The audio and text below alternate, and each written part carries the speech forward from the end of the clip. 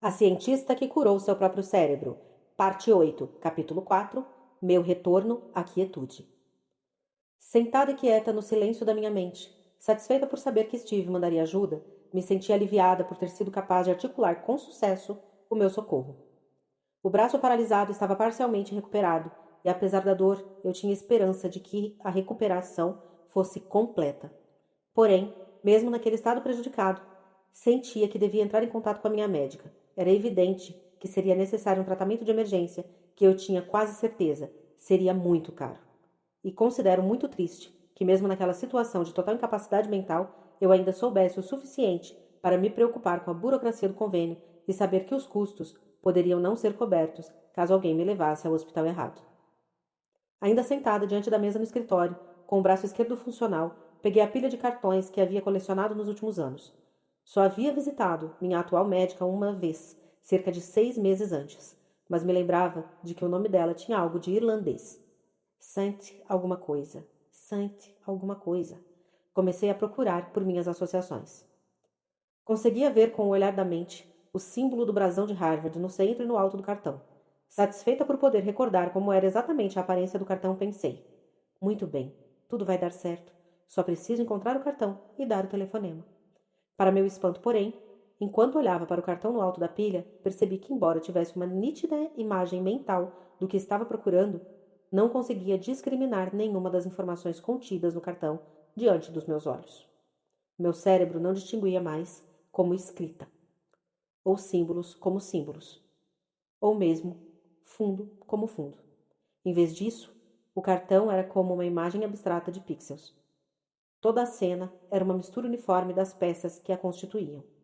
Os pontos que formavam os símbolos de linguagem se misturavam de uma maneira homogênea com os pontos do fundo. Distinções de cores e limites já não eram mais registradas pelo meu cérebro. Desanimada, percebi que minha habilidade de interagir com o mundo exterior se havia deteriorado mais do que eu imaginava. Meu contato com a realidade normal deixara de existir como antes. Não conseguia mais perceber as indicações mentais de que dependia para discriminar objetos visualmente, além da incapacidade de identificar meus limites físicos e da ausência de um relógio interno. Agora me percebia como um fluido. Associado à perda de memória, de curto e longo prazo, havia o sentimento de que não estava mais presa ao mundo externo, segura nele. Que tarefa monumental era simplesmente ficar ali sentada, no centro da minha mente silenciosa, segurando aquele maço de cartões e tentando lembrar: quem sou eu? O que eu estou fazendo? Procurando por alguma ligação com a realidade externa. Havia perdido todo o senso de urgência. Porém, de maneira surpreendente, meu lobo frontal lutava de modo corajoso para se manter focado na tarefa, e eu ainda tinha uma ou outra onda de clareza que me conduzia de volta ao reino terreno pela dor física. Durante os momentos de clareza, era capaz de ver, identificar, lembrar o que estava fazendo e podia discriminar novamente entre os variados estímulos que me atingiam. Então, com confiança, eu seguia em frente. Não é esse cartão, não é esse cartão, não é esse cartão. Levei mais de 35 minutos para examinar menos de meia dúzia de cartões, até finalmente reconhecer o brasão de Harvard. Àquela altura, porém, o conceito de um telefone era algo bizarro e interessante para mim. Eu me sentia estranhamente removida da capacidade de compreender o que devia fazer com ele. De alguma maneira, entendia que aquela coisa, no meu espaço, me conectaria, por meio de um fio, a outro espaço completamente diferente. E na outra extremidade do fio, haveria uma pessoa com quem eu falaria e que me entenderia. Uau, imagine só! Por temer perder o foco e confundir o cartão do médico com os outros, limpei a superfície da mesa diante de mim e coloquei o cartão bem no centro daquela clareira. Peguei o telefone e posicionei o teclado à direita do cartão, bem perto dele. Meu cérebro vivia um estável processo de deterioração. Por isso, a aparência do teclado agora era completamente estranha e desconhecida. Fiquei ali sentada, entrando e saindo do meu insubordinado lado esquerdo da mente, tentando manter a calma. De tempos em tempos, conseguia comparar os rabiscos que formavam o número no cartão com os rabiscos no teclado do telefone. Para não perder de vista os números que eu já havia teclado, eu cobria o dígito do cartão com o indicador esquerdo, assim que o introduzia no teclado do telefone. o que fazia usando meu descoordenado e enrijecido indicador direito. Tinha de ser assim, porque de um momento para outro eu não lembrava que números havia teclado. Repeti essa estratégia até todos os números terem sido inseridos no aparelho. E então pus o fone perto do ouvido e escutei. Esgotada e desorientada, tive medo de esquecer o que estava fazendo. Por isso, continuava repetindo mentalmente. Aqui é Jill Taylor. Estou tendo um derrame. Mas quando o telefone foi atendido e eu tentei falar, fiquei apavorada ao perceber que, embora pudesse me ouvir falar com clareza dentro da minha mente, nenhum som saía da minha garganta. Nem mesmo os grunhidos que eu havia conseguido produzir antes. Fiquei desesperada. Oh, meu Deus! Não posso falar, não posso falar. E foi só nesse momento, quando tentei falar em voz alta, que eu percebi que não podia. Minhas cordas vocais eram inoperantes e nada, nenhum tipo de som saía do meu corpo. Como se fosse uma bomba de oxigênio, empurrei o ar com força para fora do meu peito e inspirei profundamente, repetindo o procedimento várias vezes, tentando fazer algum ruído ou produzir um som qualquer.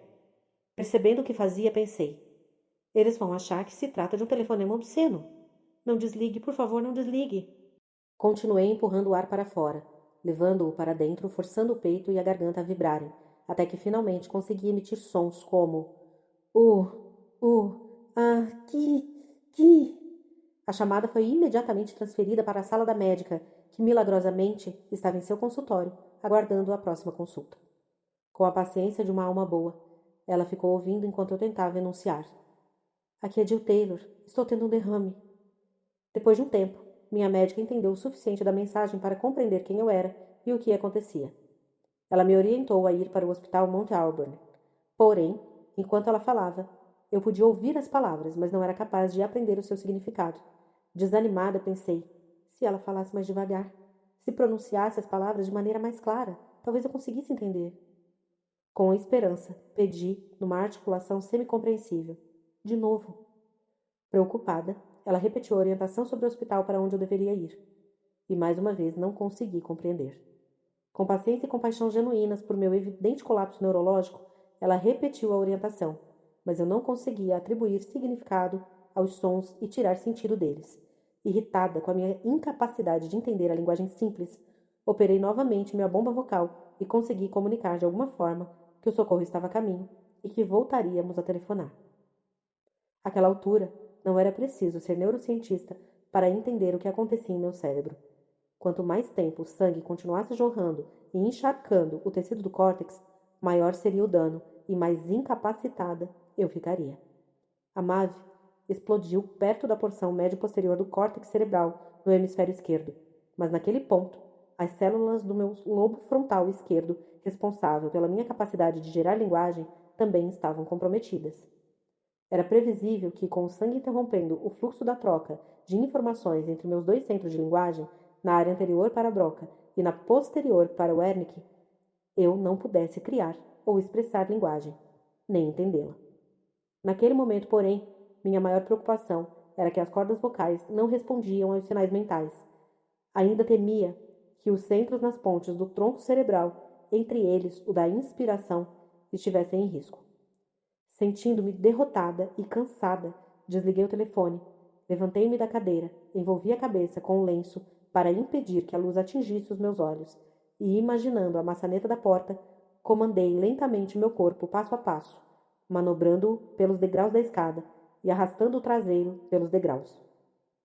Ansiosa por companhia, não mais preocupada com o que sentia compelida a fazer. Voltei à sala de estar e me sentei no sofá para acalmar minha mente exausta. Desanimada e sozinha, senti o desconforto na minha cabeça latejante e comunguei com minha lesão enquanto reconhecia a degeneração da minha conexão com essa vida. A cada momento que passava, sentia que a ligação com meu corpo enfraquecia. Sentia que minha energia se esvaía daquele frágil container, entorpecendo as extremidades distais dos dedos das mãos e dos pés. Podia ouvir o maquinário do meu corpo, as engrenagens rangendo e gemendo enquanto minhas células tentavam manter sistematicamente a vida. E temia que minha mente cognitiva estivesse se tornando tão incapacitada, tão desligada de sua capacidade normal, de funcionamento que a incapacidade fosse permanente. Pela primeira vez na vida, compreendi que não era invencível. Diferente de um computador que podia ser desligado e depois reiniciado, a riqueza da minha vida dependia não só da saúde e da estrutura celular, mas da integridade e da capacidade do meu cérebro em transmitir, por meio de impulsos elétricos, e comunicar suas diretivas. Pequena diante daquela situação de pavor, lamentei a perda da vida e antecipei a morte e a degeneração da minha matriz celular. Apesar da presença imponente e abençoada do lado direito da minha mente, lutava com desespero para me apegar a quaisquer conexões conscientes que ainda restassem no hemisfério esquerdo. Já entendia claramente que não era mais um ser humano normal. Minha consciência não retinha mais as funções de discriminação do lado esquerdo do cérebro. Sem aqueles pensamentos inibidores, havia ido além da percepção de mim mesma como indivíduo. Sem o lado esquerdo do cérebro disponível para me ajudar a me identificar como um organismo complexo feito de múltiplos sistemas interdependentes, ou para me definir como uma distinta coleção de funções fragmentadas. Minha consciência se aventurava livre pela pacífica esfera divina do lado direito da minha mente. Sentada ali, no silêncio, ponderando sobre minhas novas percepções, imaginei quanto poderia ficar incapacitada antes de a perda tornar-se permanente. Contemplei quantos circuitos eu poderia perder e a que distância poderia ficar de minhas habilidades cognitivas superiores antes de perder a esperança de recuperar o funcionamento normal. Não havia chegado tão longe para morrer ou me tornar mentalmente vegetativa. Então, segurei a cabeça entre as mãos e chorei. Chorando, cerrei os punhos e rezei. Rezei pedindo paz no meu coração. Rezei pedindo paz em minha mente. E rezei: por favor, grande Espírito, não apague a minha vida. E no silêncio, minha mente implorava: aguente firme, fique quieta, fique calma, aguente firme. Fiquei sentada na minha sala de estar, pelo que pareceu uma eternidade. Quando Steve surgiu na porta, não houve uma troca de palavras. Eu lhe entreguei o cartão da médica e Steve telefonou imediatamente para receber instruções. Com prontidão impecável, ele me amparou e me levou ao carro dele, onde me acomodou e me prendeu com um cinto de segurança, reclinando o assento. Depois, envolveu minha cabeça com lenço para me proteger da luz. Steve falava em voz baixa, dava tapinhas encorajadores no meu joelho e dirigia para o Mount Auburn Hospital. Ao chegarmos lá, ainda estava consciente, mas delirante. Eles me puseram em uma cadeira de rodas e me levaram para a sala de espera. Steve estava claramente perturbado com a indiferença da equipe à gravidade da minha situação, mas obediente preencheu todos os formulários e me ajudou a assinar meu nome. Enquanto esperávamos pela nossa vez, eu sentia que a energia do meu corpo se deslocava e, como um balão, murchava sobre mim mesma, passando a uma condição de semiconsciência. Steve insistia para que eu recebesse atendimento imediato. Fui levada para a sala de tomografia computadorizada. Eles me tiraram da cadeira de rodas e me deitaram sobre a maca. Apesar da dor latejante na cabeça, um pulsar que parecia ressoar nos sons abafados do motor da máquina, tinha consciência suficiente para sentir certa satisfação ao ouvir a confirmação do meu diagnóstico. Estava mesmo sofrendo uma forma rara de derrame. Havia uma hemorragia massiva inundando o hemisfério esquerdo do meu cérebro. Não me lembro disso, mas os registros médicos apontam que recebi uma dose inicial de esteroides para reduzir a inflamação. A ordem era transferir-me de imediato para o Massachusetts General Hospital. A maca onde eu estava foi empurrada para a porta do hospital, de onde foi carregada para o interior de uma ambulância para a viagem para Boston. Lembro que um paramédico muito gentil me acompanhou na jornada. Ele me envolveu com cobertor e arranjou uma jaqueta sobre o meu rosto para proteger os meus olhos. O toque da mão dele em minhas costas era confortante. Sua bondade era um tesouro de valor inestimável. Finalmente, estava livre da preocupação. Encolhi-me em posição fetal e fiquei quieta, esperando. Entendia que naquela manhã havia assistido ao passo a passo da deterioração do meu complexo circuito neurológico. Sempre havia celebrado minha vida como uma magnífica manifestação do meu DNA. E o que coloria a piscina genética era aquela onda de onde eu brotara. Por 37 anos havia sido abençoada por um mosaico ágil da bioquímica eletrificada. E como muitas pessoas havia fantasiado que queria estar acordada quando morresse, porque queria testemunhar aquela importante transição final. Pouco antes do meio-dia, em 10 de dezembro de 1996, a vitalidade elétrica da minha massa molecular se tornou fraca. E ao sentir o escoamento da minha energia, minha mente cognitiva abriu mão da sua conexão e cedeu o comando à mecânica física do meu corpo. Isolada no fundo de um casulo com a mente silenciosa e o coração tranquilo, senti que toda a minha energia se exauria. O corpo estava adormecido e a consciência se elevou para um nível muito mais calmo de vibração. Compreendi com clareza que não era mais a coreógrafa dessa vida. Na ausência da visão, da audição, do tato, do olfato, do paladar e do medo, senti meu espírito desistir de sua ligação com este corpo e fui libertada da dor.